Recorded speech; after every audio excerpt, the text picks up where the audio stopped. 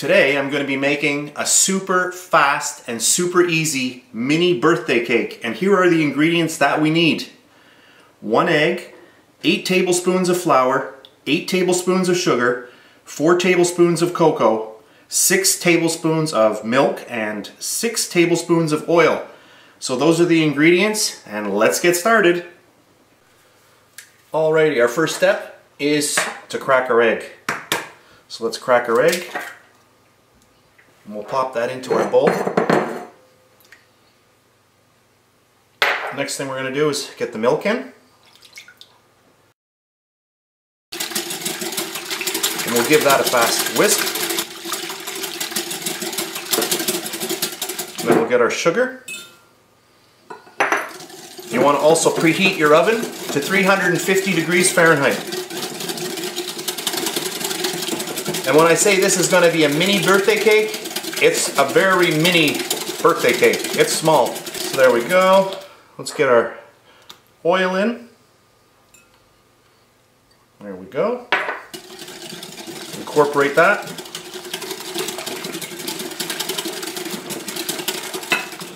And then what I'm going to do, I'm going to get our flour and cocoa and get those together. We'll just grab a fork and just mix that around a little bit. There, that's good enough. And let's get that in there.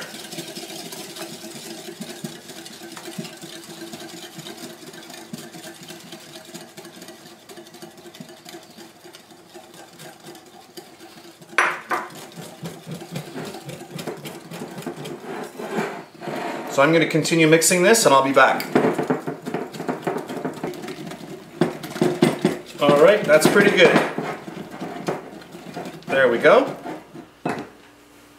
I also have 2 teaspoons of baking powder, which I'm adding in now, which I had off the side and I forgot to put that on the table at the beginning. So sorry about that. So that's 2 teaspoons of baking powder.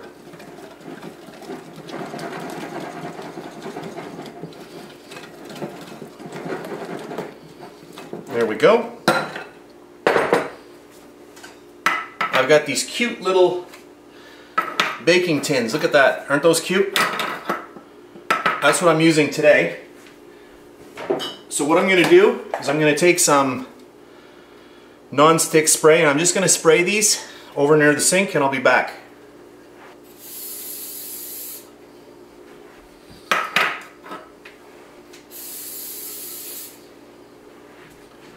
Alright, grab a little bit of flour. I'm just going to pop the flour in there and give it a shake.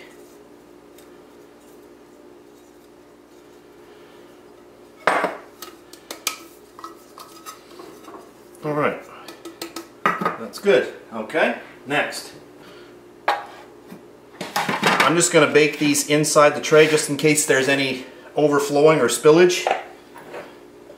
So I've got my batter here and I'm going to pour the batter in.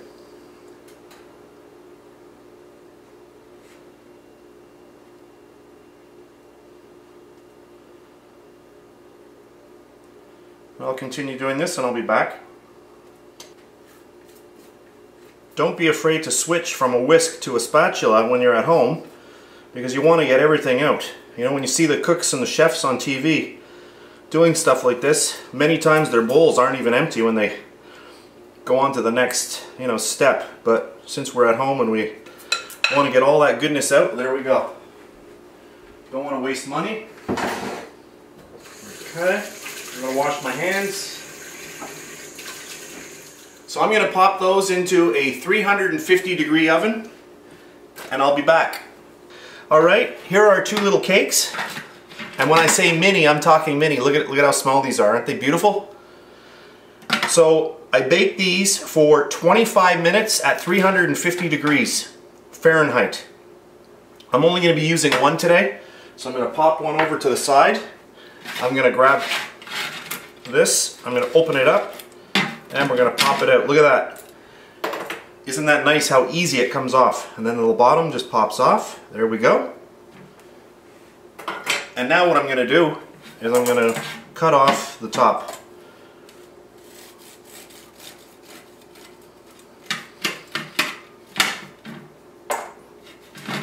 So there we go. So what I'm going to do now, I'm going to take this, and I'm just going to bring it over here. Alright, so I've got the cake on a little rack here, and what I'm going to do is I'm going to take some of the ganache that I have made in another recipe. You can find the recipe for that, and I'm going to pour that over the cake. This is going to be a really simple cake, so I'm going to do that in a second. Alright, I just had to warm up my ganache a little bit. So what I'm going to do here, hopefully okay, how does that look? Pretty good? Okay, so let's go through what I did here. I put down some wax paper on our tray, and I've put the cake on a cooling tray, cooling rack. So now what I'm going to do, what I've done is I've taken the ganache and I've just heated it very, very slowly in the microwave. This is going to thicken up afterwards. Use your defrost mode on your microwave, or if you have a power setting, use power 1 and go really, really slowly, melting this up. I was actually able to melt this, and the chocolate is not even warm. So if you have that setting on your microwave, use that, because if you use just a regular setting, you can actually burn the chocolate, if you're microwaving it on high. So there we have that. So what I'm going to do is I'm just going to gently pour this all over the cake.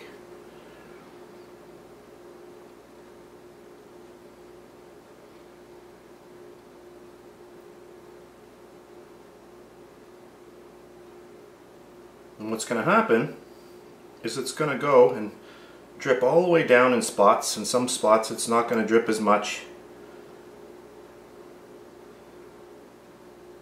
And all the rest of the ganache that falls down, you can let that cool, and you can just put it back into your container and use it again. Look at that. Does that look amazing or what?